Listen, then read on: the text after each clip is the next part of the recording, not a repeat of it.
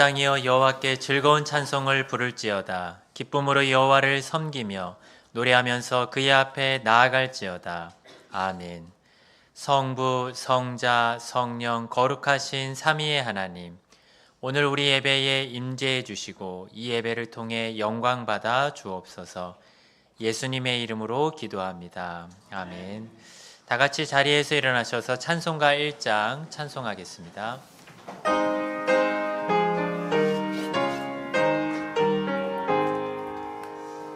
만복의 근원 하나님, 온 백성 찬송 드리고 저 천사여 찬송하세. 찬송 성부 성자 성령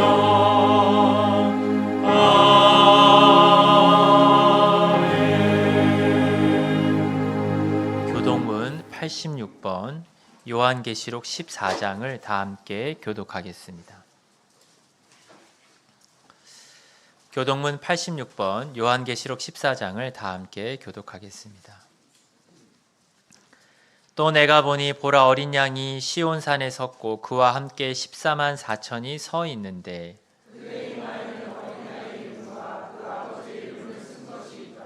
내가 하늘에서 나는 소리를 들으니 많은 물소리와도 같고 큰 우레소리와도 같은데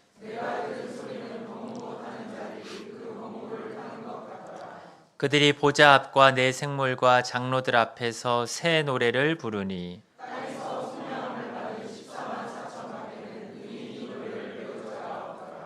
이 사람들은 여자와 더불어 더럽히지 아니하고 순결한 자라. 사람 가운데에서 속량함을 받아 처음 익은 열매로 하나님과 어린 양에게 속한 자들이니. 아멘. 사도신경은 우리의 신앙 고백을 요약한 것입니다. 찬송가 앞면에 있는 사도신경을 펴서 읽으며 우리의 신앙을 고백하도록 하겠습니다. 우리가 무엇을 믿습니까? 전능하사 천지를 만드신 하나님 아버지를, 그 외아들 우리 주 예수 그리스도를 믿사오니 이는 성령을 잉태하사 동정녀 마리아에게 나시고 본디오 빌라도에게 고난을 받으사 십자가에 못 박혀 죽으시고 장사한 지 사흘 만에 죽은 자 가운데서 다시 살아나시며 하나님 우편에 앉아 계시다가 저리로서 산자와 죽은 자를 심판하러 오시리라. 성령을 믿사오며 거룩한 공예와 성도가 서로 교통하는 것과 죄를 사하여 주시는 것과 몸이 다시 사는 것과 영원히 사는 것을 믿사옵나이다. 아멘. 자리에 앉으셔서 찬송가 86장 찬송하겠습니다.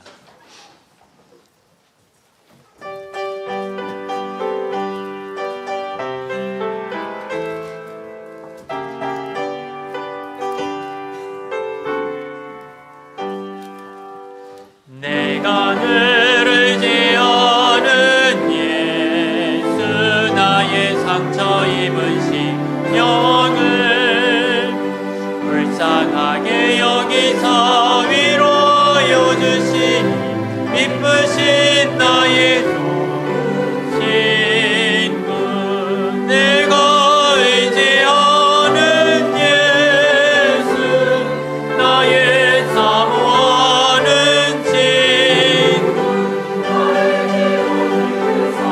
응답하여 주시니 미쁘신 나의 좋은 친구. 주의 손 의지하고 살 때 나를 해할 자가 없도다. 주님 나의 크게 위로하시니 미쁘신 나의 좋은 친구. 예수 나의 사모하는 친구. 나의 기도 들으사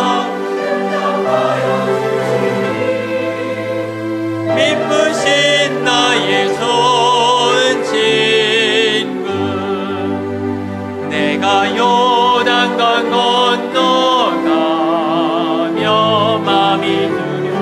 웃었던 때도 어찌 두려워하랴 미쁘신 나의 조신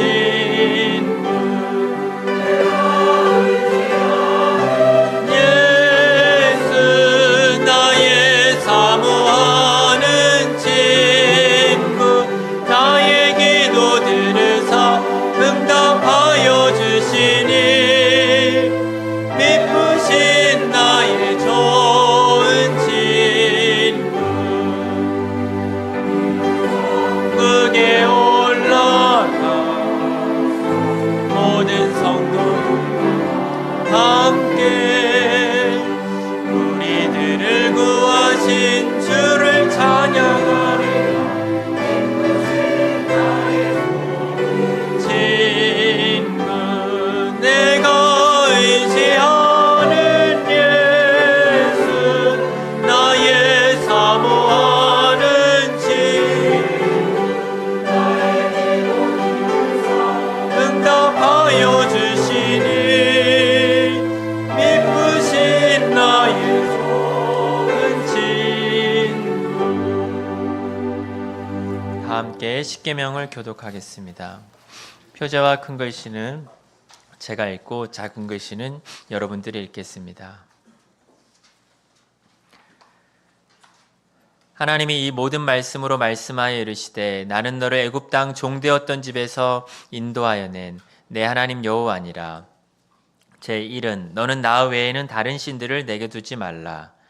제2는 너를 위하여 새긴 우상을 만들지 말고 또 위로 하늘에 있는 것이나 아래로 땅에 있는 것이나 땅 아래 물속에 있는 것에 어떤 형상도 만들지 말며 그것들에게 절하지 말며 그것들을 섬기지 말라.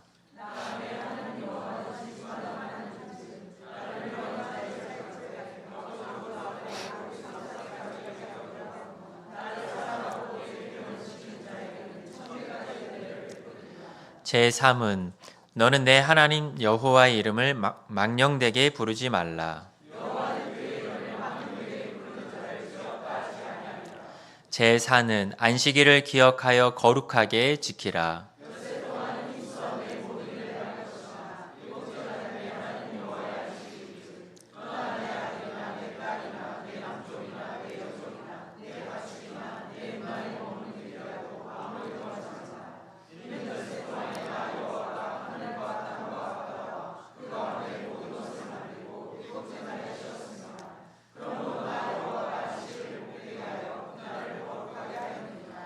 제5는 내 부모를 공경하라. 제6은 살인하지 말라. 제7은 간음하지 말라. 제8은 도둑질하지 말라. 제9는 내 이웃에 대하여 거짓 증거하지 말라. 제10은 내 이웃의 집을 탐내지 말라.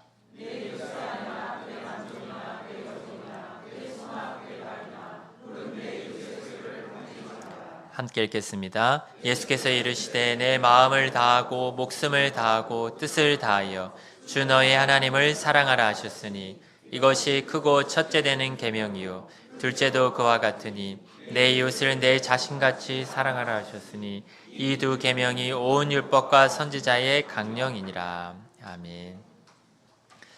십계명은 하나님께서 우리를 사랑하신 것처럼 우리도 하나님을 사랑하고 또한 이웃을 서로 사랑해야 함을 말씀하고 있습니다.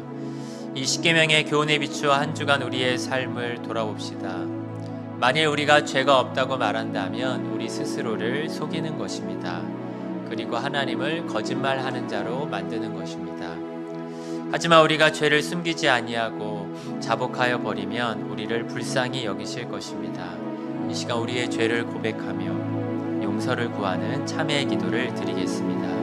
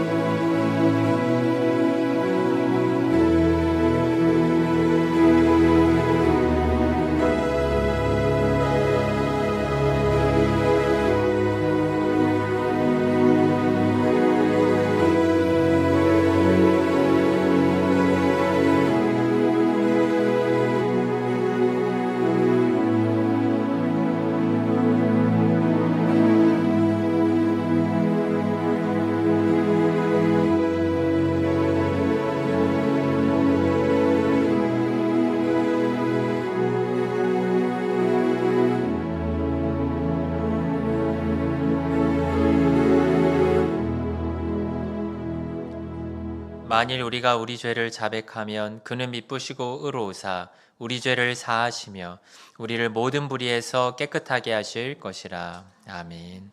다 함께 찬송가 315장 찬송하겠습니다.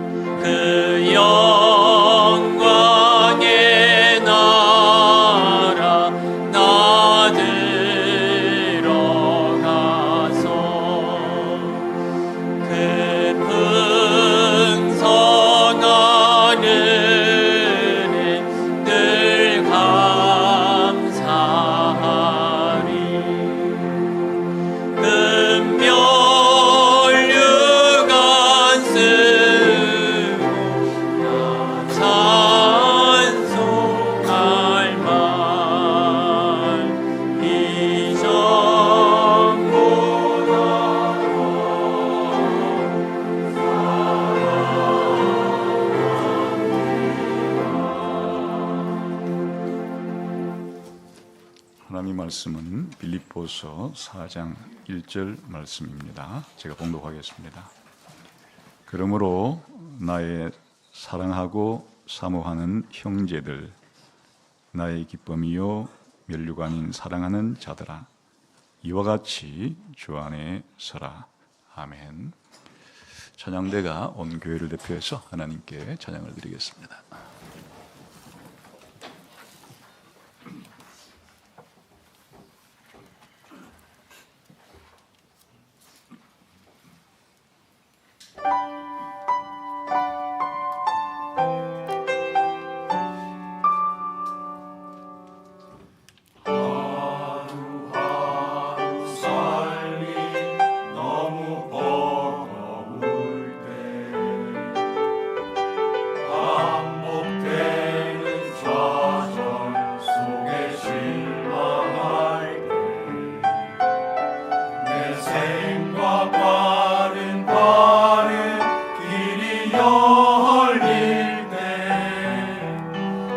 우리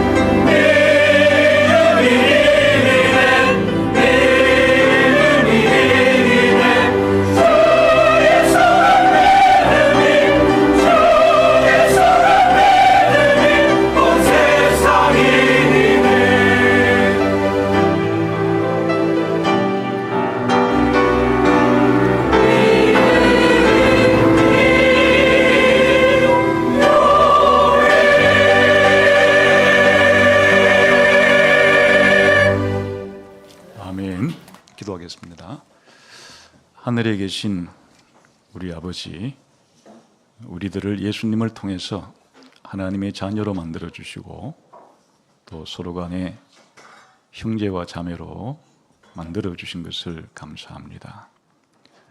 오늘 하나님께서 맺어 주신 이 성도 간의 복된 관계, 긴밀한 관계를 잘 깨달아서 하나님이 우리를 사랑하시듯이 서로 사랑하라고 말씀하셨는데 하나님께서 말씀하신 이 사랑의 실천을 우리 성도들 간에 잘 나눌 수 있는 우리 모두가 되게 해 주시기를 원합니다. 예수님 이름으로 기도하옵나이다. 아멘. 우리 인간은 창조될 때부터 관계적인 존재로 지음을 받았습니다. 아버지와 아들과 성령 삼위 하나님께서 우리 인간을 창조했으니까 창조된 순간부터 하나님과의 관계는 어떠해야 되는지에 대한 하나님과의 관계가 제일 중요하고 그 다음에 사람을 혼자 만들지 않고 아담과 하와 이렇게 두로 최소한 복수로 만들어서 이제 아담과 하와를 통해서 자손이 번성하게 되면 다른 인간과의 관계를 맺으면서 살아가게 되었죠.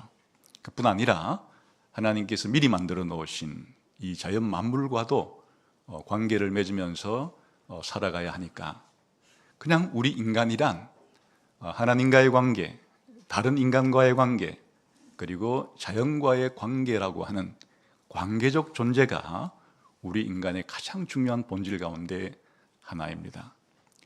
그 중에서 우리 인간관계는 굉장히 이제 우리가 살아가다 보면 점점 넓어지게 되죠. 처음에는 부모 자식 간의 관계, 형제 간의 관계, 그리고 가족 관계에서 시작해서 자라서 학교에 가게 되면 학교에 여러 선후배 친구들과의 관계가 형성이 되고 또 학교를 졸업해서 직장에 들어가게 되면 또 직장의 선후배 동료와의 관계가 형성이 되고 우리가 이사를 다닐 때마다 이웃 간의 관계가 형성이 되죠. 그리고 예수님을 믿게 되면 특별히 교회 안에서 이제 성도와 사이에 관계가 맺어지게 됩니다. 이 중에서 여러분은 내가 예수님 믿고 교회의 한 일원이 되었을 때 다른 성도와의 관계의 이 깊이가 다른 인간 관계에 비해서 어느 정도 깊은 관계를 유지하면서 살아가고 있는가 한번 자문해 보시기를 바랍니다. 이 인간관계라는 것 자체는 관계의 깊이라는 게 있죠. 기본적으로는 적대적인 관계와 우호적인 관계가 있는데 우호적인 관계라 할지라도 아주 거리가 먼 관계가 있고 멀지도 않고 가깝지도 않은 그런 적당한 관계를 맺을 수도 있고 아주 가까운 관계를 맺을 수도 있습니다.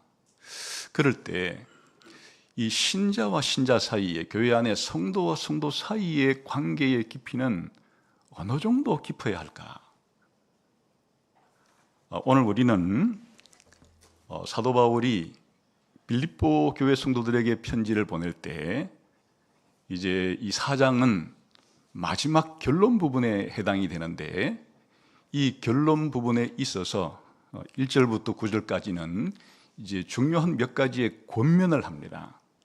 4장 1절을 한번 볼까요? 보면 끝에 주 안에 서라, 주 안에 서라라고 하는 권면을 하게 되고 2절과 3절에서는 주 안에서 같은 마음을 품어라 또 이런 이제 권면을 하게 됩니다. 그리고 4절에서는 주 안에서 항상 기뻐하라 이렇게 하고 또 5절에서는 너희 관용을 모든 사람에게 베풀어라 이렇게 말하고 6절과 7절에서는 염려하지 말고 기도하라 이렇게 말하며 8절과 9절에서는 선한 것들을 생각하고 실천하라 이렇게 이제 사도 바울은 빌립보 성도들에게 보내는 편지의 끝에 몇 가지 중요한 명령 혹은 권면을 하려고 합니다. 그런데 이런 여러 가지의 권면을 하기에 앞서서 바울과 빌립보 성도들 간의 관계가 어떠한지를, 그 관계의 깊이가 어떠한지를 빌립보 교회 성도들을 부르는 호칭을 통해서 잘 보여줍니다. 한번 같이 읽어볼까요? 시작. 그러므로 나의 사랑하고 사모하는 형제들, 나의 기쁨이요 면류관인 사랑하는 자들아, 이렇게 부릅니다. 여기에 사도 바울은 빌립보 교회 성도들을 부를 때 5가지의 호칭으로 부르는 것을 볼 수가 있어요. 나의 사랑하고 사모하는 형제들, 나의 기쁨이요 나의 면류관, 이렇게 되어 있지만 이제 원래 헬라 성경의 순서는 나의 형제들아 이렇게, 나의 형제들이라는 말이 가장 먼저 나오고, 그 다음에 사랑하고 사모하는 자들아 이렇게 나오고, 그 다음에 나의 기쁨, 나의 면류관 이렇게 나옵니다. 그래서 사도 바울이 빌립보 교인들을 어떻게 생각하고 또 어떤 관계를 그동안 맺어왔으며 또 앞으로 이런 관계를 어떻게 더 발전시킬지에 대한 내용들이 이 5가지의 바울이 빌립보 교인들을 부르는 호칭 가운데 잘 나타나 있습니다. 이것은 사실 사도 바울이라고 하는 한 개인과 빌립보 교회라는 특수한 교회 간의 관계만이 아니라 더 넓게는 그리스도께서 자신의 교회를 어떻게 부르고 어떤 관계를 맺고 계시는지, 더 나아가서는 모든 시대의 교회의 성도들이 성도 간 상호 사이에서 어떤 관계를 유지하고 발전시켜야 될지에 대한 좋은 지침이자 모델을 형성해 주고 있습니다. 그래서 오늘은 주 안에 서라라고 하는 이제 명령이자 근문하기 이전에 가장 먼저 이 관계의 확인부터 하기 때문에 이 사도 바울이 빌립보 교회 성도들을 부르는 이 호칭 속에 담긴 관계의 깊이를 생각해 보고 우리가 어떻게 우리 성도들 사이에서도 이런 관계를 발전시켜야 좋은지에 대해서 생각해 보도록 하겠습니다. 우선 가장 먼저 부르는 호칭은 나의 형제들아 이렇게 부릅니다. 사도는 사도죠. 지금 사도 바울은 부활하신 예수님으로부터 엄청난 사도의 권한을 부여받고, 특히 이방인을 선교하라는 이방인의 사도의 선교에 소명을 받았기 때문에 예수님은 다른 사람에게 주지 아니하는 엄청난 이 권한을 사도 바울에게 그렇게 사도를 부르실 때 이미 부여했습니다. 그렇지만은 사도 바울이 빌립보 교회 성도들을 부를 때 자신의 사도적인 그런 직위와 권한을 담아서 부르는 것이 아니고, 사도 바울과 빌립보 교인 사이의 가장 기본적인 관계는, 근본적인 관계는, 본질적인 관계는 사도와 사도의 복음을 들은 자라고 하는 관계보다도 바로 형제 관계라는 것이 가장 기본이고 근본이고 필수적인 그런 관계라는 사실을 보여주고 있습니다. 그 사실은 마지막에 한 번만 부른 것이 아니고 이전에도 빌립보서를 통해서 계속해서 그렇게 불러왔습니다. 1장 12절에 보게 되면 형제들아 내가 당한 일이 하면서 또 그렇게 부르고, 14절에도 형제 중 다수가 이렇게 부르고, 3장 1절에도 끝으로 나의 형제들아 이렇게 부르고, 3장 13절에도 형제들아 이렇게 부르고, 3장 17절에도 형제들아 이렇게 부르고, 그리고 마지막 4장 1절에서도 이제 처음 부르는 호칭 자체가 나의 형제들아 이렇게 부르는 것을 통해서 사도 바울은 빌립보 교회 성도들만의 관계가 아니고 자신의 이 편지를 통해서 이렇게 가장 기본적인 바울과 다른 성도와의 관계, 더 나아가서는 성도와의 관계가 이렇게 형제 관계라는 사실을 아주 강조를 하죠. 여러분, 사도 바울과 빌립보 교회 성도들이 피를 나누는 형제도 아닌데 어떻게 사도 바울은 형제라 부르는 건가요? 물론 이제 여기서 그 당시에 형제라고 말했지만 문화 차이가 있어서 요즘은 이 말이 형제 자매들아 이렇게 번역할 수도 있고 번역하기도 합니다. 그러나 어쨌든 이 형제라 하는 이 관계를 통해서 사도 바울이 생각하고 또 확인하고 싶은 것은 우리는 한 가족이라는 겁니다. 그 가족인데 부모의 피를 나눈 형제가 아니라 하나님의 자녀로서 같은 형제요 자매라는 사실을 먼저 확인시켜주고 있습니다. 여러분, 이것은 대단히 놀라운 진리인데요. 우리가 주기도문을 할 때도 하늘에 계신 나의 아버지 이렇게 부르지 않고 하늘에 계신 우리의 아버지라고 부르는 것은 바로 하나님을 아버지로 모시고 하나님의 자녀가 된 사람은 다른 하나님의 자녀와는 우리 형제 자매라고 하는 그런 관계가 형성된다는 것을 알 수가 있습니다. 사실은 우리가 예수님을 믿게 되면 하나님의 자녀가 되는 권세를 받습니다. 다시 말하면 하나님의 자녀로 입양이 되게 됩니다. 본래부터 우리 인간이 하나님의 자식인 것은 아니에요.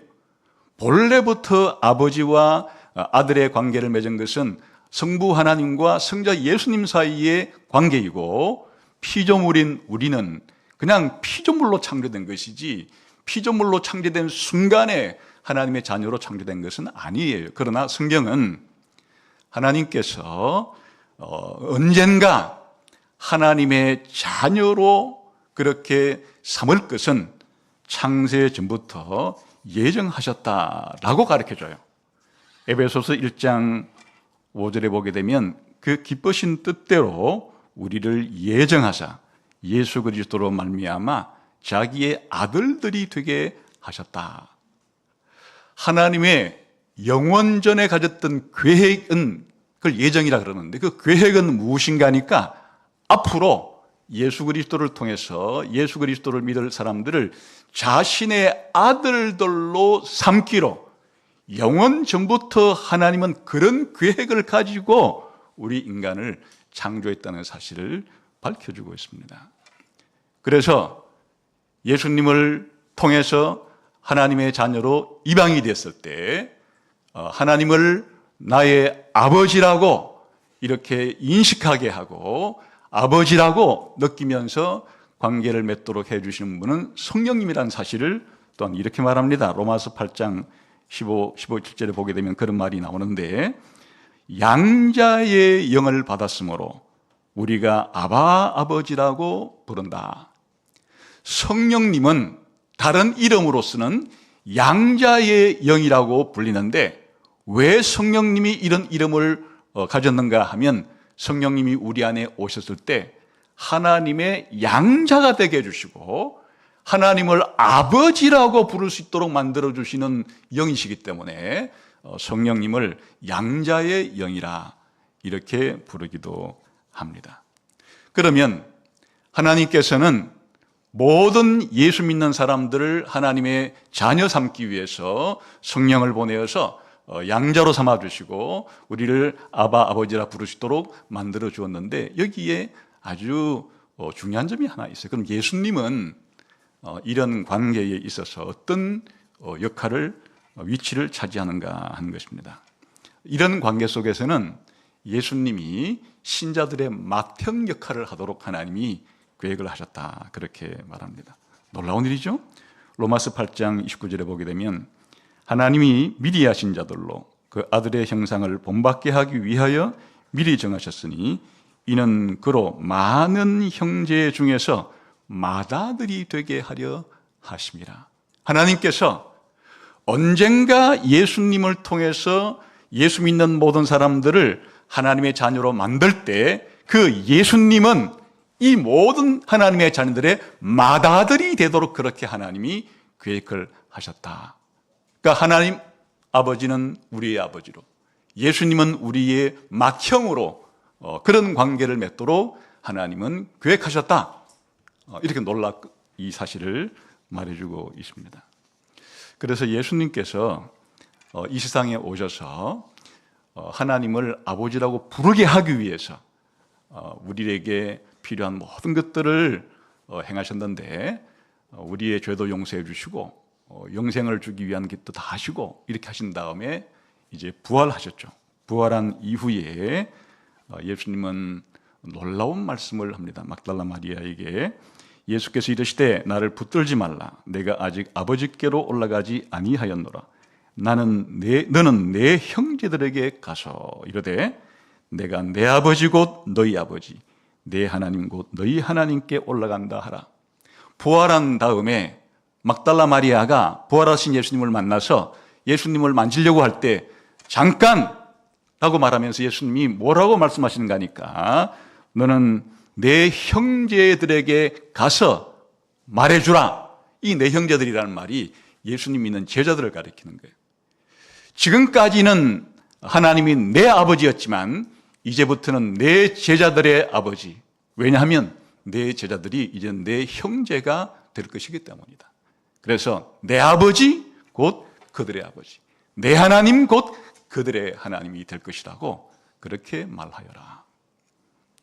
그러니까 이것은 예수님이 이 땅에 오실 때부터 하나님이 가졌던 궁극적인 계획을 알고 계시고 이 사실을 이제 자신의 성육신과 생애와 죽음과 부활을 통해서 보여주신 것이에요.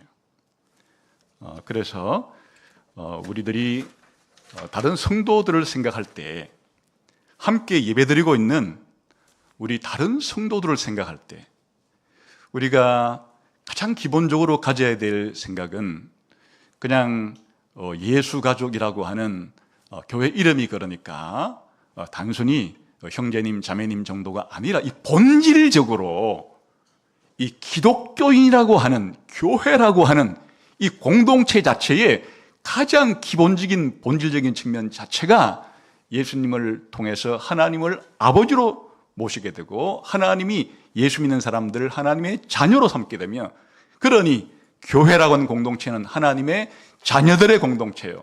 바로 형제와 자매들의 공동체라는 사실을 알 수가 있죠. 그러니까 다른 성도를 대할 때 진짜 나와 피를 나누지는 않았지만 예수 그리스도의 피를 나누고 같은 성령을 받아서 같은 하나님 아버지를 아버지라고 모시는 진짜 형제 자매들이라는 생각으로 다른 사람을 나는 지금 바라보고 있는가 하는 것을 한번 확인해 볼 필요가 있겠죠. 사실 이게 가장 기본적이에요. 그 다음에 사랑하는 자, 그리고 사모하는 자, 나의 기쁨, 나의 면류관, 이건 전부 다 이런 하나님의 자녀로서의 같은 형제 자매이기 때문에 흘러나오는 결과들이라 생각할 수 있어요.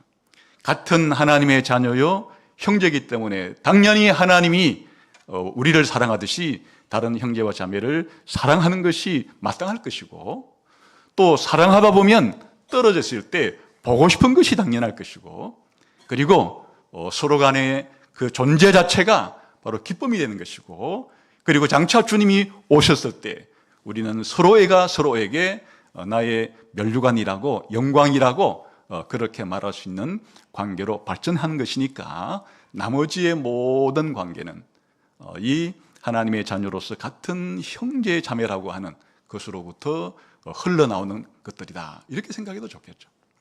그럼 두 번째, 내 형제들아 라고 하는 호칭에 이어서 내 사랑하는 자들아 이렇게 부르는 이유를 한번 생각해 봅시다.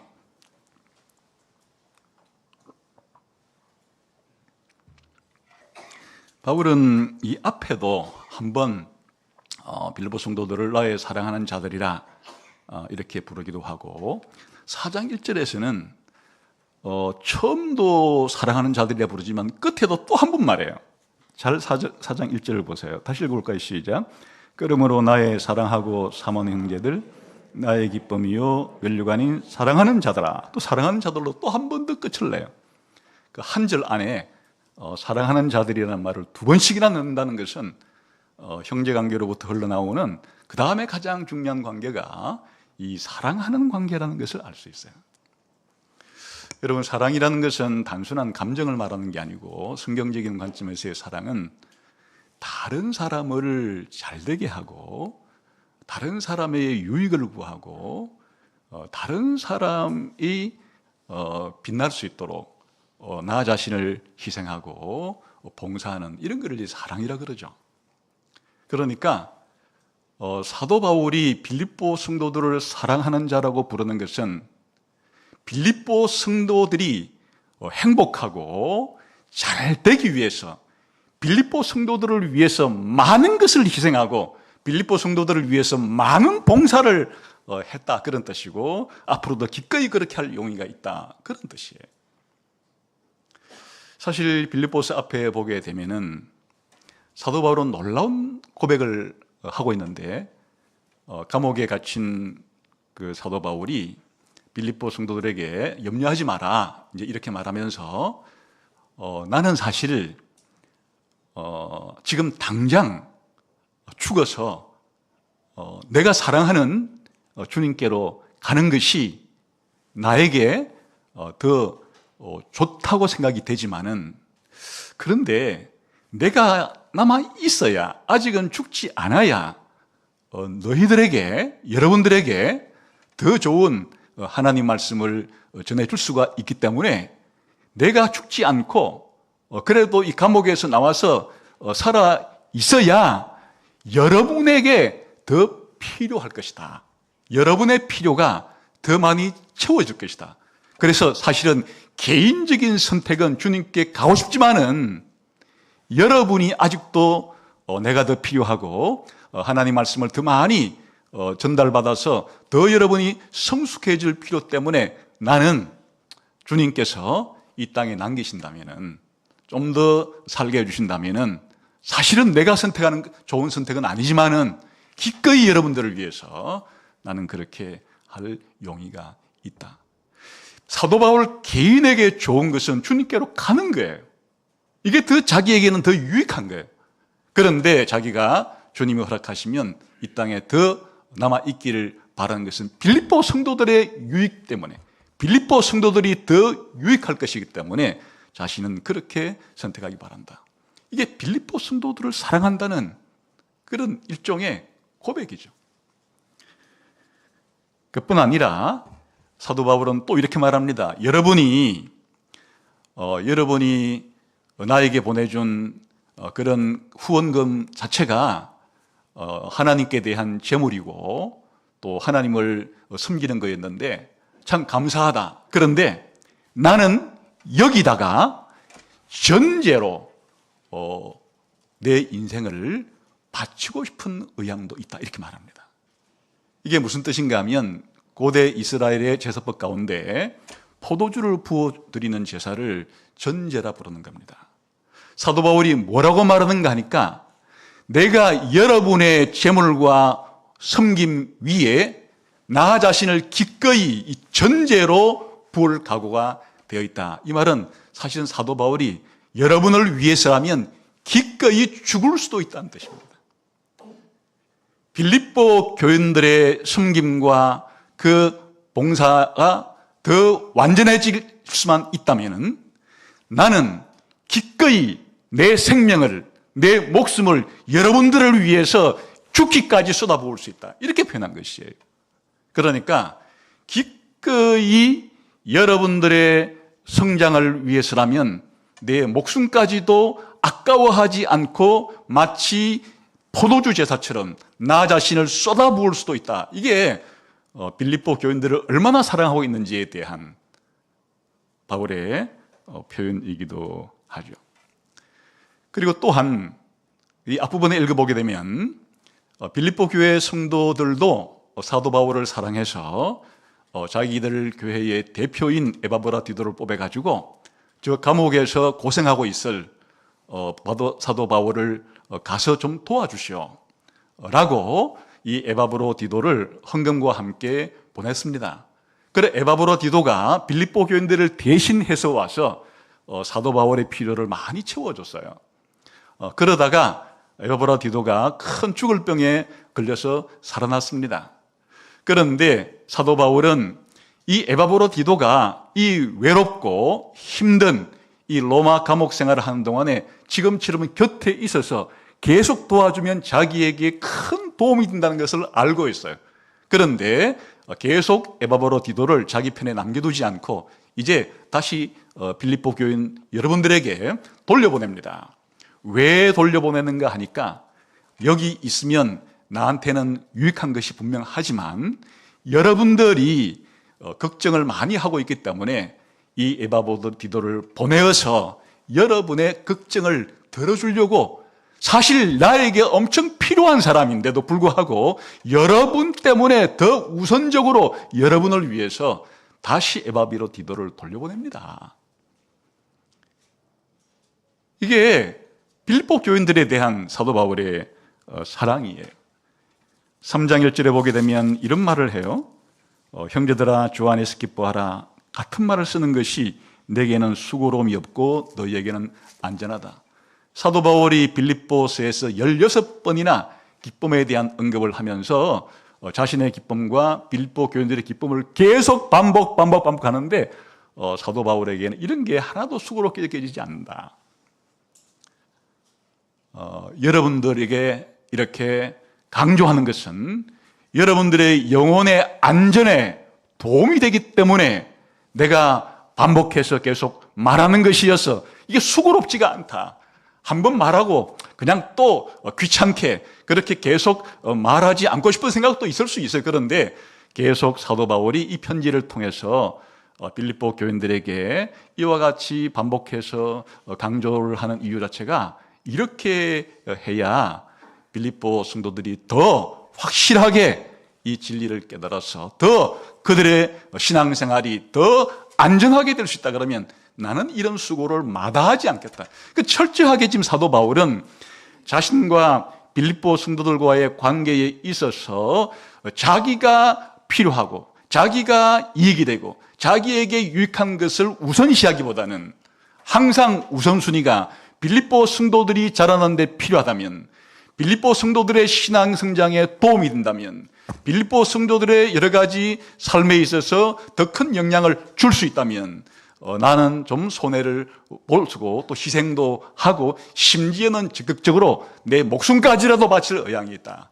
이게 나의 사랑하는 자들아 라고 말할 수 있는 그런 사도 바울의 태도이자 기본적인 자세였던 것을 알 수 있어요. 사실 그 사도 바울의 이러한 사랑은 그리스도께서 우리 교회를 사랑한 것에 사실은 본받은 거죠.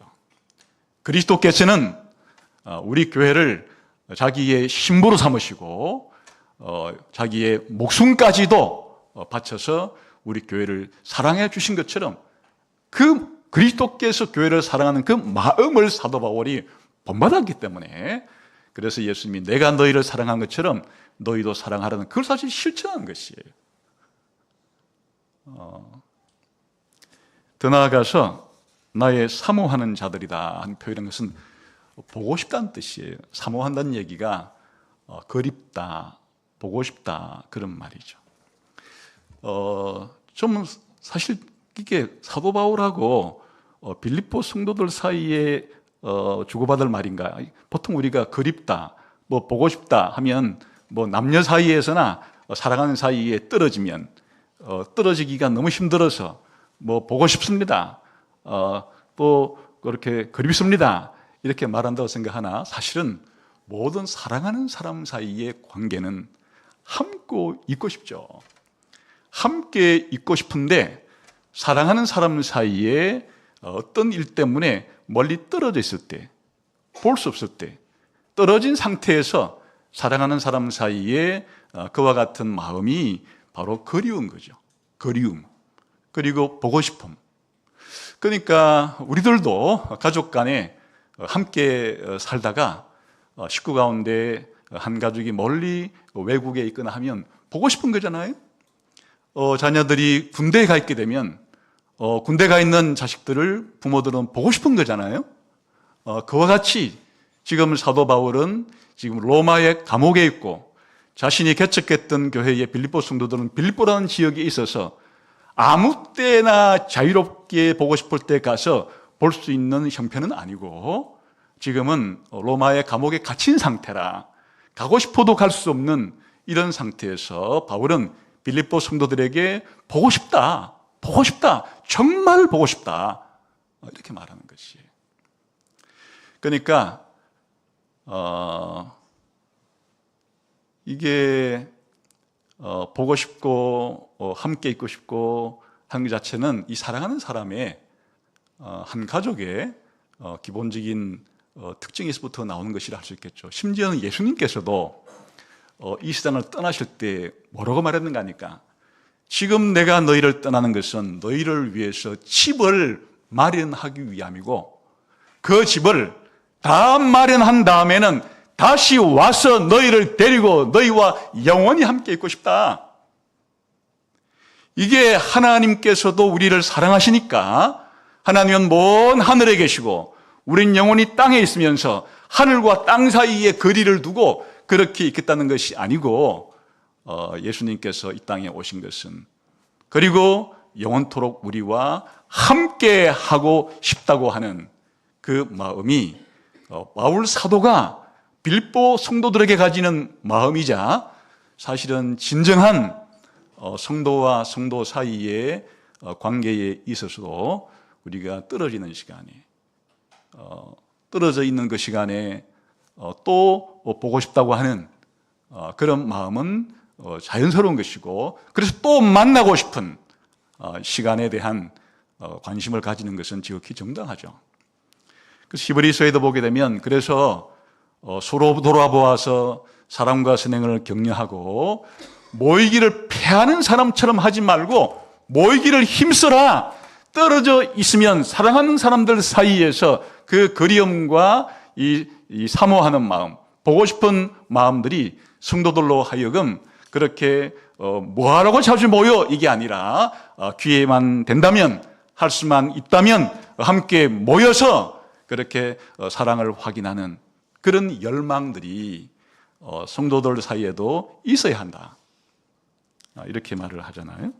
그 사도 바울은 그래서 빌립보 교인들을 보고 싶은 사람, 그리운 사람, 이게 사모하는 자라는 뜻이에요. 네 번째로 나의 기쁨이라고 말합니다. 기쁨이라고 하는 말은 좀 생소하죠. 여러분은 누군가에게 너는 내 기쁨이야 이렇게 말해본 적이 있나요? 너는 나의 기쁨이야 라고 생각되는 사람이 있나요? 너는 내 기쁨이야 이렇게 말할 때 이 기쁨이라고 하는 것은 도대체 뭔가요? 우리가 또 비슷비슷한 말 같지만은 내가 너를 좋아한다, 내가 너를 사랑한다, 내가 너를 기뻐한다, 이게 미묘한 어감 차이가 있는 겁니다. 내가 너를 좋아한다 라고 말을 하고 또 좋아할 수 있는데 그건 지극히 자기중심적일 때 내가 너를 좋아한다는 거 표현하는 거예요. 내가 너를 좋아한다는 것은 자기를 기준으로 해요. 그래서 내가 너와 함께 있으면 내가 기분이 좋아. 그러니까 그 중심은 언제나 자기예요. 그리고 내가 너를 좋아한다고 할 때는 상대방의 주로 좋은 점, 장점 때문에 좋아하는 거예요. 그래서 꽃을 좋아한다 그럴 때 꽃을 좋아하면 꺾어서 자기 집에 꽂고 싶은 거예요. 이건 좋아하면. 그러니까 좋아한다는 말을 누군가가 여러분에게 할 때 여러분 너무 좋아하면 안 되는 거예요. 그거 상당히 그 좋아한다는 사람 중심으로 자기가 늘 중심에 서 있고 자기가 기준이고 이렇게 하는 거기 때문에. 근데 내가 너를 사랑한다는 것은 관계가 조금 더 깊은 거예요. 내가 너를 사랑한다는 것은 그 중심이 내가 아니라 상대방이에요. 내가 너를 위해서 희생할 수 있어. 내가 너를 위해서 봉사할 수 있어. 기꺼이 네가 잘 된다면은 나는 무엇이든지 다 내어줄 수가 있어. 그러니까 이 사랑한다는 것은 자기 중심이 아니, 자기의 감정을 만족하고 자기 속에 있는 뭔가를 채우려고 하고 그게 아니고 사랑은 상대방의 필요와 상대방의 중요한 것들을 채운 행동이기 때문에 나를 좋아한다는 것보다는 나를 사랑한다는 것이 훨씬 더 깊은 차원의 관계예요. 그래서 꽃을 진짜 사랑하면 꺾으면 안 되죠. 가만히 놔두고 가서 물 주고 쓰다듬어 주고 잘 피라 그러고, 이게 진짜 꽃을 사랑하는 거지. 좋다고 꺾어와서 꽃병이 꼽아놓으면 그 며칠이면 일주일이면 다 죽을 텐데. 그러니까 사랑이라고 하는 이 행동 자체는 상대방 중심으로 상대방을 유익하게 하는 그런 것을 가리키는 거예요. 근데 내가 너를 기뻐한다, 이건 더 깊은 차원이에요. 너의 존재 자체를 나는 행복하게 여긴다는 거예요. 당신이 있다는 것 자체가 나의 기쁨이고 나의 행복이라, 이렇게 말할 때 너는 나의 기쁨이야, 이렇게 말할 수 있어요. 그러니까 한 사람이 다른 사람에게 대해서 최고의 찬사는 뭐 내가 너를 좋아해, 내가 너를 사랑해, 이것보다 사실은 내가 너를 기뻐해. 누군가가 여러분에게 이런 고백을 한 적을 들은 적이 있습니까? 당신이 그냥 살아계셔서, 당신이 존재한다는 것 자체가 나의 즐거움이고 나의 행복이 됩니다. 이렇게 누군가가 여러분에게 고백을 한 사람이 있나요? 아니면 여러분이 누구에겐가가 그냥 네가 이런 것도 잘하기 때문에, 이것도 많이 가지고 있기 때문에 나는 너를 좋아해, 그를 넘어서서 너는 뭐 단점도 있지만 그래도 나는 너를 사랑하기 때문에 너의 이런 필요를 좀 채워주고 싶어, 이 이상의 너의 존재 자체가 나를 기쁘게 해. 이런 인간관계야말로 최상의 깊이를 보여주는 그런 인간관계라고 할 수가 있죠. 저는 많이 들어보지는 못했는데 가끔 들어본 적은 있어요. 성도들이 와서 그렇게 말할 때 그냥 황홀한 거예요. 목사님이 그냥 계시는 것 자체가 저에게는 너무너무 행복합니다, 이렇게 말할 때.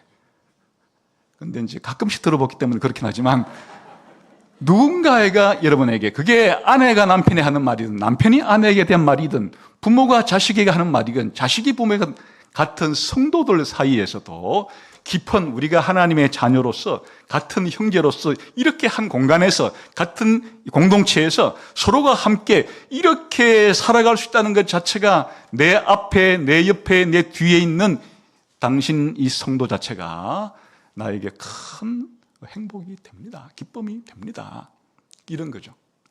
그러니까 사도 바울은 빌립보 교회 성도들을 그렇게 생각하는 것이에요.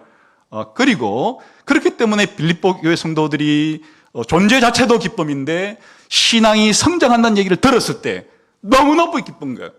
빌립보 성도들이 고난을 잘 참고 있다는 얘기를 들을 때 너무너무 기쁜 것이에요. 그러니까 이 기쁨이라고 하는 것은 상대방이 이와 같이 존재 자체가 그가 하는 모든 성장이 이루어질 때 기쁨을 느끼는 거예요. 사실 부모는 자식에게 그렇잖아요. 부모가 자녀들이 잘 되는 것을 볼 때, 사실 뭐 잘 되거나 안 되거나 간에 진짜 자식을 가만히 생각해 보면 하나님이 이런 자식을 나에게 줬다는 것 자체가, 그 존재 자체가 기쁨 아니에요? 원수예요? 너는 나의 원수야. 너는 나의 짐이야. 너는 나의 고통이야. 이게 아니고 그냥 하나님이 이 전통에 가득한 화살과 같이 정말 나에게, 우리 가정에 이 자식을 주었을 때 앞으로 이 자식이 뭐 잘하고 못하고를 떠나서 이 자식 자체가 기쁨이 되듯이, 그런데 그 자녀가 성장하고 그 자녀가 잘 되는 것을 보게 되면 더 기뻐져. 그러니까 사도 바울이 이 편지를 보내는 목적 중에 하나가 빌립보 성도들이 더 잘 자라서 더 신앙생활을 잘해서, 지금까지도 빌립보 성도들은 자신의 기쁨이었지만 나의 기쁨을 충만하게 하기 위해서 내가 이 편지를 보낸다, 이렇게 말하기도 합니다. 마지막으로 나의 면류관이라 하는 말은 사실은 이제 먼 미래를 바라보고 한 표현이에요. 이게 종말론적인 표현인데 이게 왕관이 아니에요.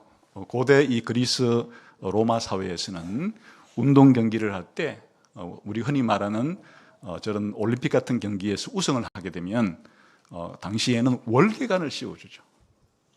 그리고 전쟁에 승리한 사람에게도 이런 화관을 씌워주죠.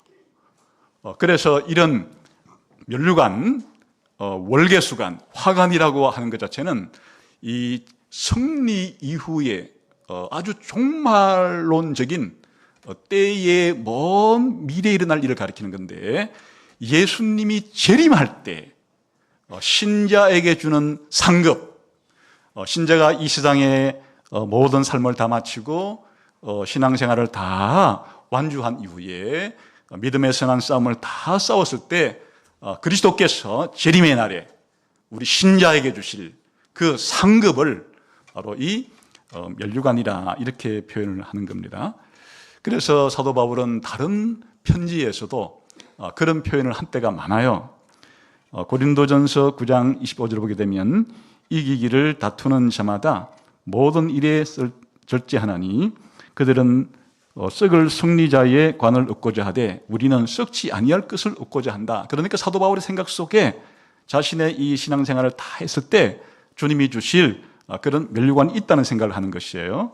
디모데후서 4장 7, 8절에서도 나는 선한 싸움을 하고 나의 달려갈 길을 마치고 믿음을 지켰으니 이제후로는 나를 위하여 의의 면류관이 예배되었다, 이런 말을 쓰는데, 지금 더 놀라운 것은 그 면류관이 뭐냐는 것이에요. 주님이 재림할 때 나에게 씌워주실 그 면류관이 바로 빌립보교의 성도들 자체가 주님이 사도 바울에게 다시 오실 그날에 주시는 상급이자 면류관이자 영광이자 자랑이라고 하는 것이에요.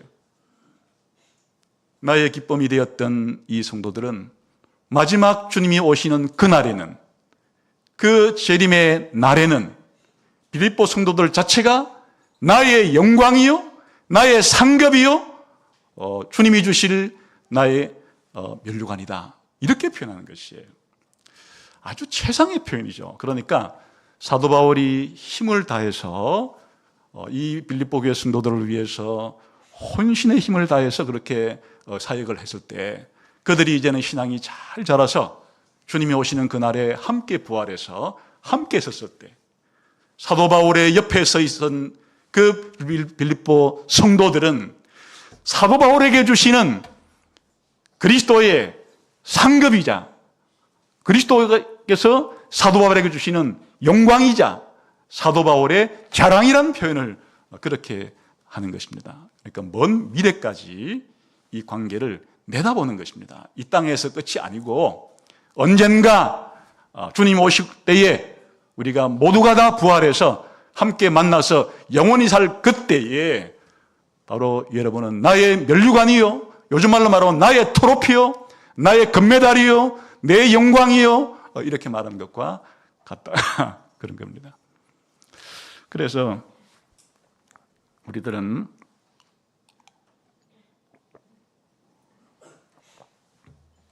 사도 바울이 말하는 이런 사도 바울과 빌립보 성도들의 이런 관계가 한 개인 사도 바울과 한 개교인 빌립보 성도들의 특수한 관계라고 보기보다는 말했듯이 그리스도께서 자신의 교회를 부르시고 자신의 교회와 맺는 관계이기 때문에 사도 바울도 그리스도의 심장을 가지고 그리스도의 마음으로 그렇게 했던 것이에요.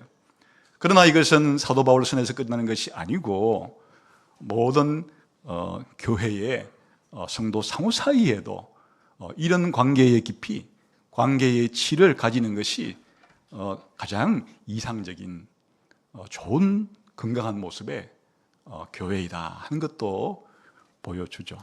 사실은 이 세상에서 많은 인간관계 가운데 깊이 있는 인간관계가 몇 개 있죠.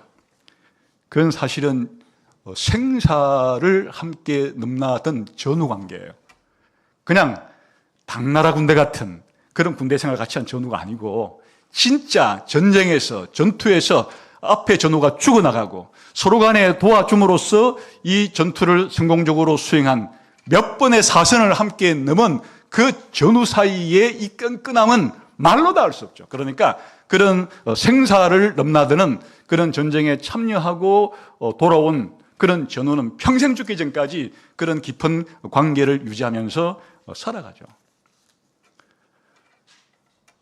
이런 전후회에 비해서 우리 성도들 사이의 관계는 더 못해야 될까요? 그렇지 않죠.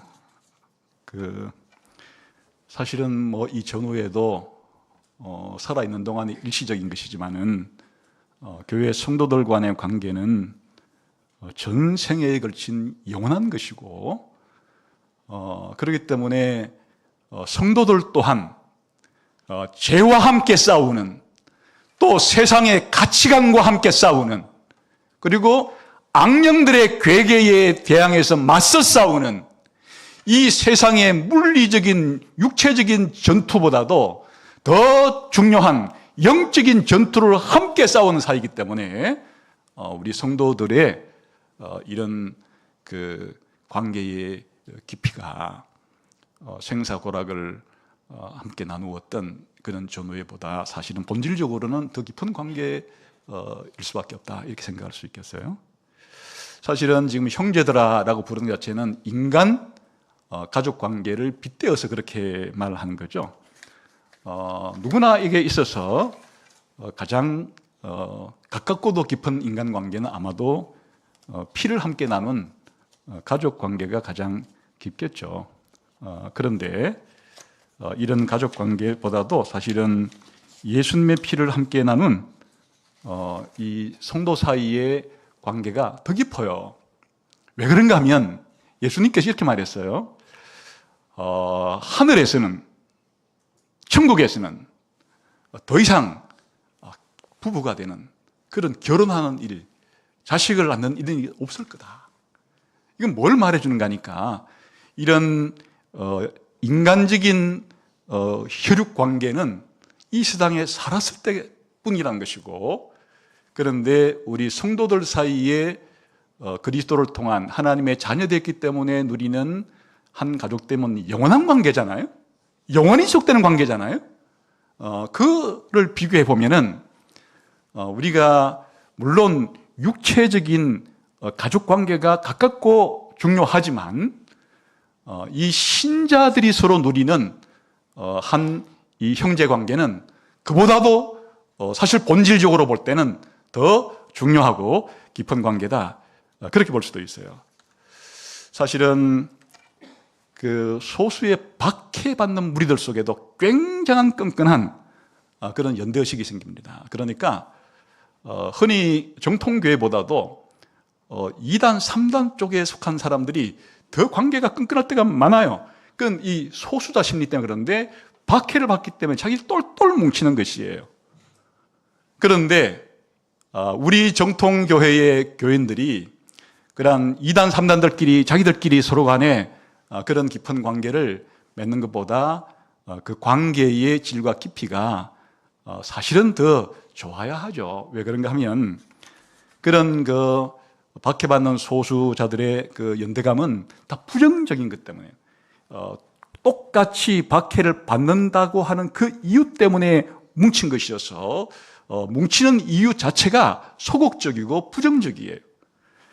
그러나 이 기독교인들 사이에, 교회 성도들 사이에 누리는 이 연대감은 하나님을 아버지로 모시고 예수님을 마통으로 모시고 그리고 우리가 함께하는 이런 연대관계이기 때문에 아주 적극적이고 긍정적인 그런 관계로 맺어진 관계죠.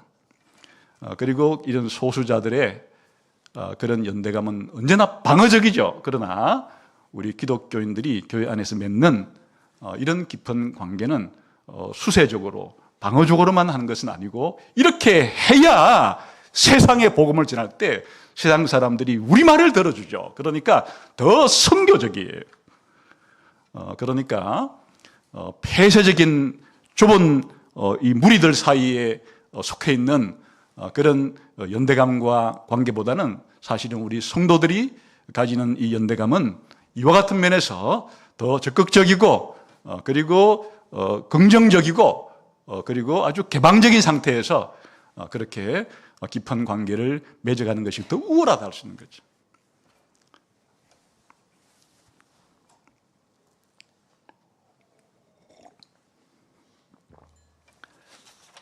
그러나 물론 이건 이제 이상적이라 그랬어요. 근데 우리가 사는 것은 현실이기 때문에 아직은 천국은 아니기 때문에 이건 천국에 들어가게 되면 이런 관계가 완전히 이루어지겠지만 아직은 죄가 난무하는 이 세상 속에서는 기존 교회라 할지라도 이런 관계를 잘 유지하지 못할 때가 많죠.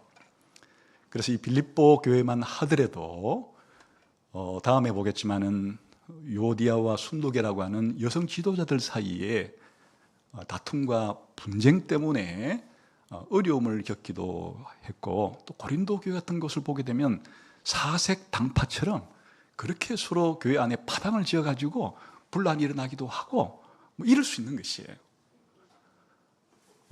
그러니까 우리 교회가 이 관계의 깊이, 하나됨과 연합을 추구하는 것은 대단히 중요한 것이고, 어렵더라도 이런 방향으로 나가야 한다는 것은 알 수 있죠.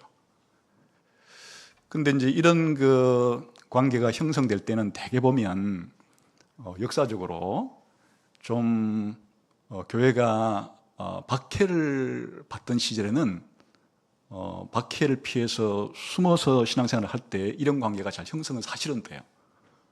로마 제국의 핍박을 받을 때 카타콤에 있던 성도들 사이에, 또 중국의 지하교회, 북한의 지하교회, 이런 성도들 사이에는 지금 말하는 이런 관계가 성도들 사이에 그렇게 이루어져요. 그런데 콘스탄티누스 황제가 기독교를 공인하고 그 이후에 기독교를 국교로 승인하는 이런 과정을 거치면서 이제 교회가 세상 속으로 나와서 세상에 영향을 많이 받게 되면 이런 관계의 깊이가, 관계의 질이 좀 희석되고 떨어지죠. 특히나 현대사회, 우리 현대사회는 구조적으로 좀 이런 성도들 사이의 관계가 깊어지는데 많은 한계를 가지기도 합니다. 왜 그런가 하면 이 도시화라는 것 자체가, 옛날에 여러분들도 시골 교회에서 자라서 서울이나 오신 분들은 느낄 거예요.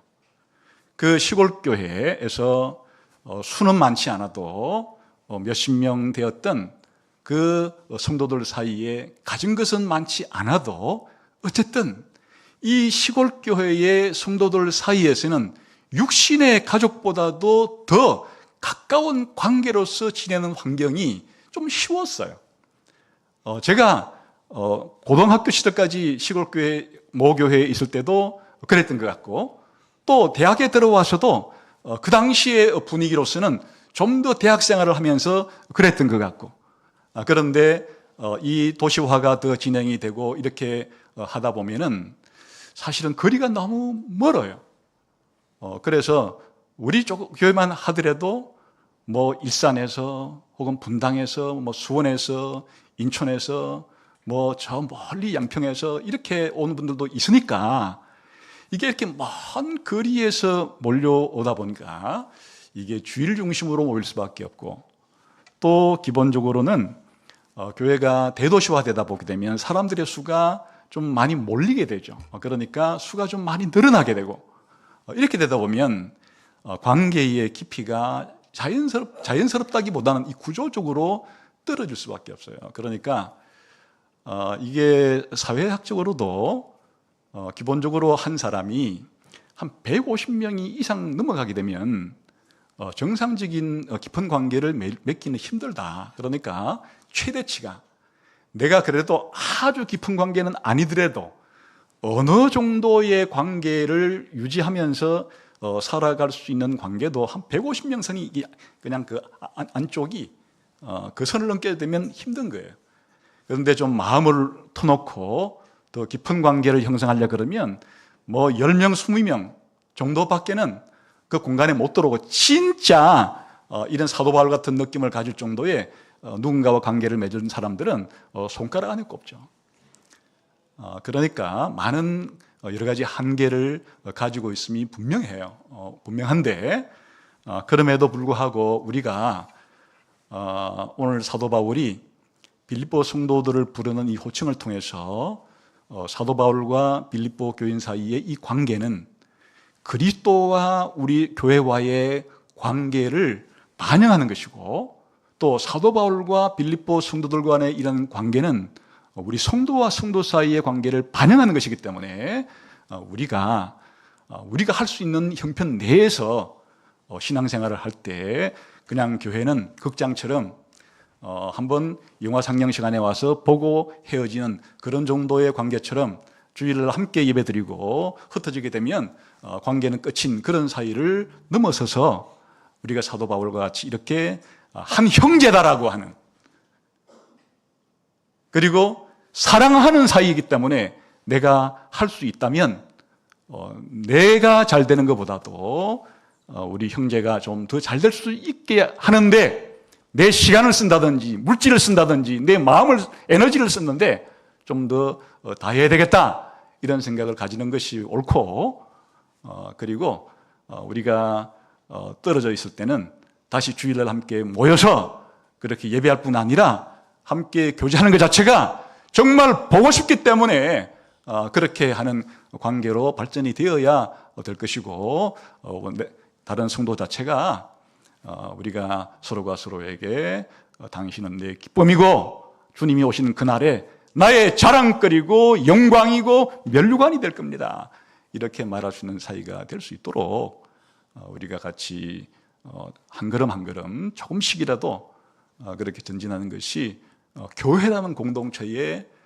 인간관계의 특징이어야 한다 하는 것을 오늘 다시 함께 살펴보았습니다. 우리가 이 정도 교인들만 모여도 다른 모든 교인과 그렇게 할 수는 없기 때문에 가족 모임을 만들어서 그 10명, 20명 안팎의 사람들 사이에서라도 이런 관계의 깊이를 정진시켜가는 것을 훈련하는 공동체, 이게 교회니까 우리가 오늘 성도와 성도 사이의 관계를 생각할 때 오늘 사도 바울이 말한 빌립보 교회를 부르는 이 5가지 호칭을 머리에 염두에 두고 우리 자신을 한번 잘 점검해보고 이런 모습이 우리 안에서도 이루어질 수 있도록 함께 해나가는 그런 교회 공동체가 되어지기를 주님의 이름으로 축원합니다. 기도하겠습니다.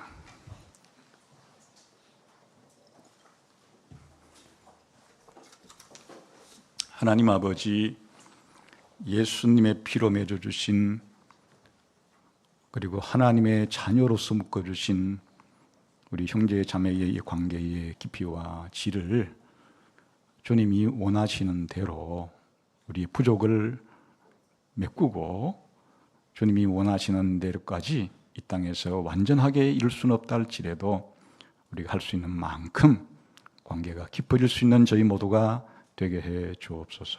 예수님 이름으로 기도하옵나이다. 아멘. 오늘 빌립보서 4장 1절 말씀 다시 한번 읽고 성찬식을 거행하겠습니다.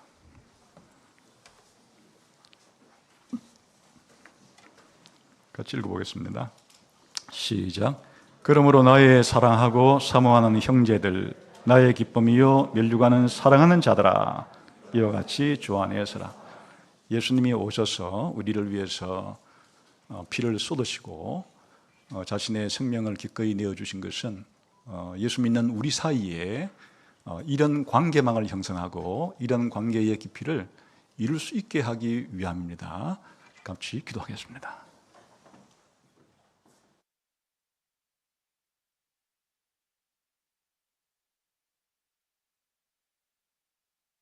하늘에 계신 우리 아버지, 본디 진노의 자식이었던 우리들을, 하나님의 원수였던 우리들을 긍휼히 여기시고 은혜를 베푸셔서 그리스도의 핏값을 지불하고 이제 하나님의 자녀로 삼아주시며 서로가 서로에게 형제요 자매라고 부를 수 있는 관계로 만들어주신 것을 감사합니다.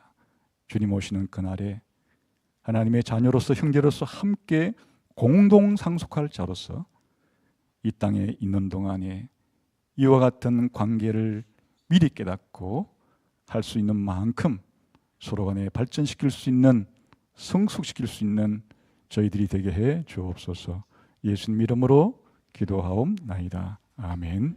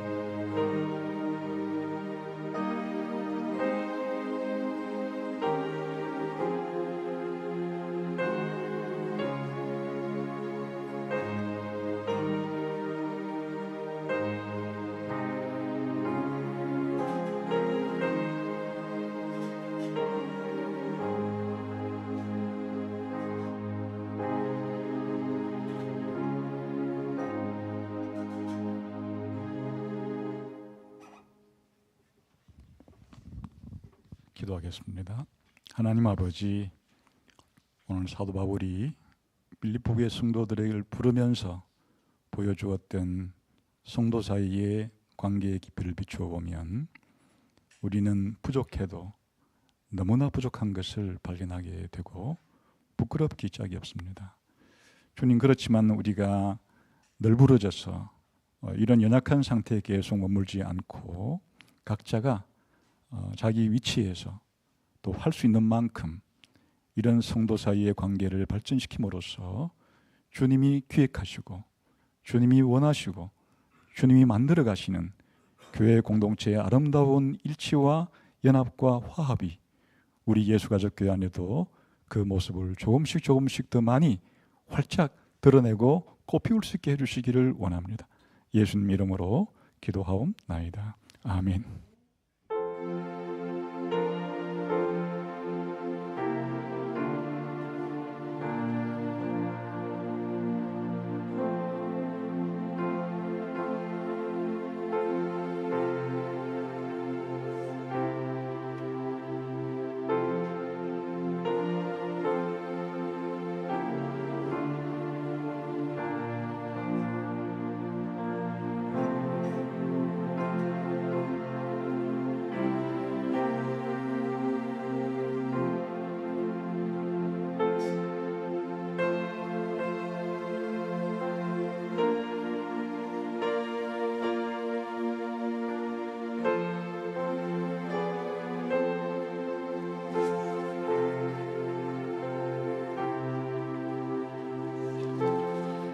찬송가 304장 부르면서 성찬식을 계속 진행하겠습니다. 304장은 하나님께서 성도인 우리를, 하나님 자녀인 우리를 사랑하는 사랑을 노래하고 있지만 하나님이 우리를 사랑하는 이 사랑은 우리가 서로 사랑해야 되는 그런 모범이 된다는 생각을 하면서 이 찬송을 함께 부르도록 하겠습니다. 304장입니다.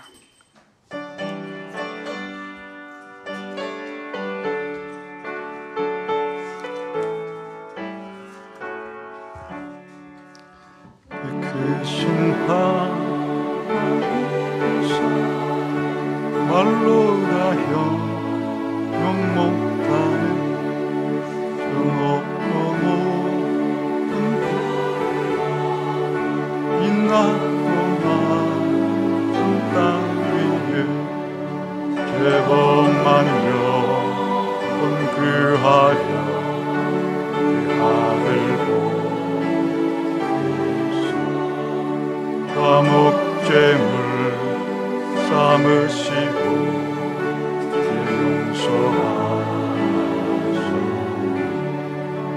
하나님 계신 사랑은 중량과 모함에 영원히 변치 않는 성도여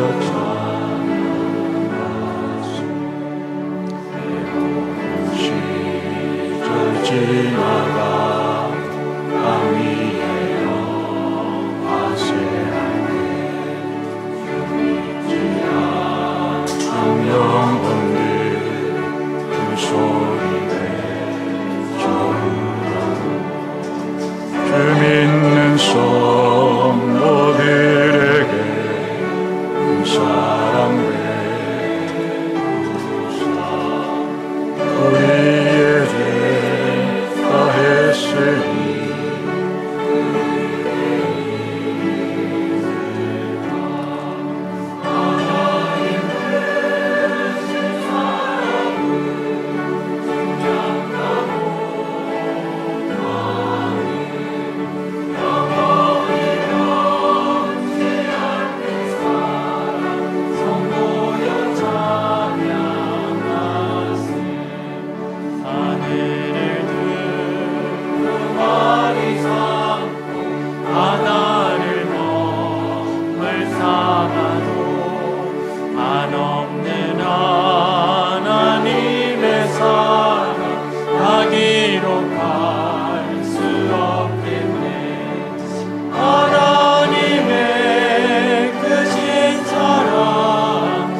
어찌 다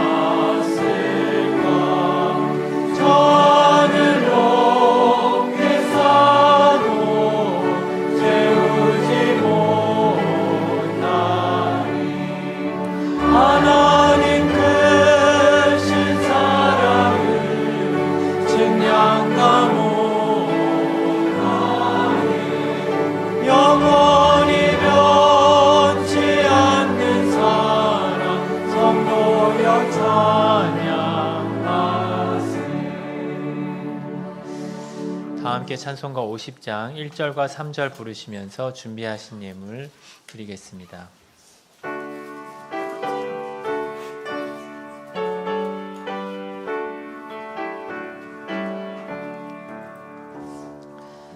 내게 있는 모든 것을 아낌없이 드리는 사랑하고 의지하며 주만 따라 살리라. 주께 드리는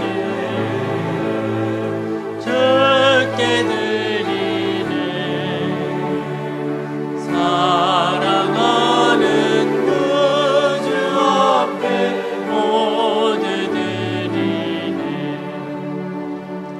내게 있는 모든 것은 주를 위해 드리는 주의 성령 충만하게 내게 내려주소서.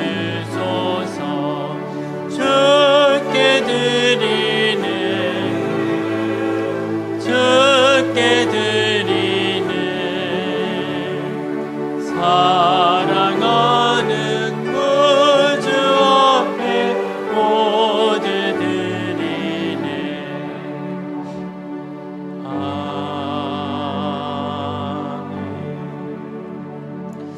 사랑의 하나님 아버지, 우리로 예수님 안에서 한 형제와 자매가 되게 하신 은혜를 감사합니다.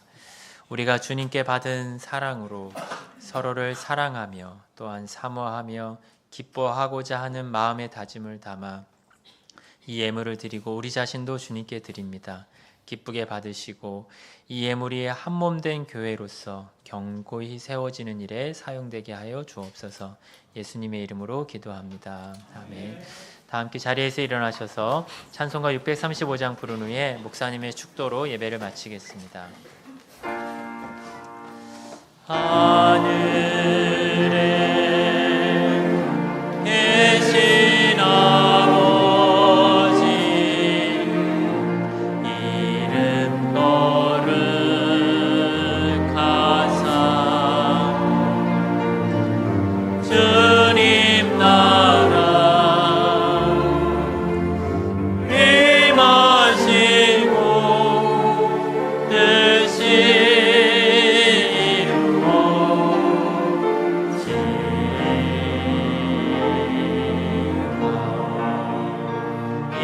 일용할 양식 주시고 우리들의 큰 죄 다 용서하옵시고 또 시험에 들게 마시고 악에서 구원하소서. 내게 주의 나라 주의 권세 주의 영광 영원히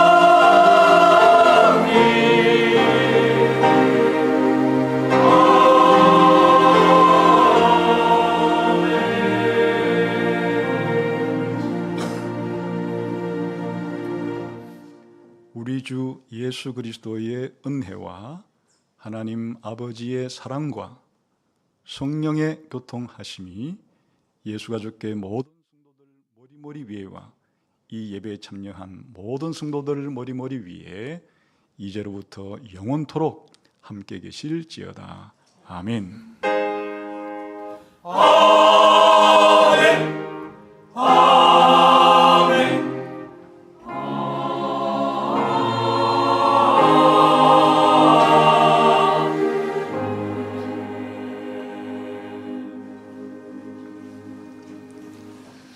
예배를 마쳤습니다. 교회 앞에 몇 가지 광고 말씀드리겠습니다.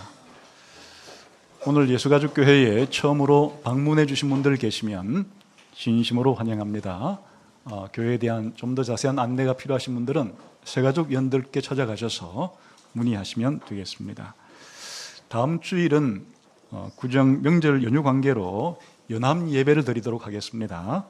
그리고 혹시 명절 연휴 기간 중에 가정 예배를 드릴 분들도 계시니까 그분들을 위한 예배 안내지가 만들어져 있습니다. 필요하신 분들은 나가실 때 가져가셔서 사용하시면 되겠습니다. 이제 앞뒤 좌우에 계신 분들 인사하시면서 폐하도록 하겠습니다. 감사합니다.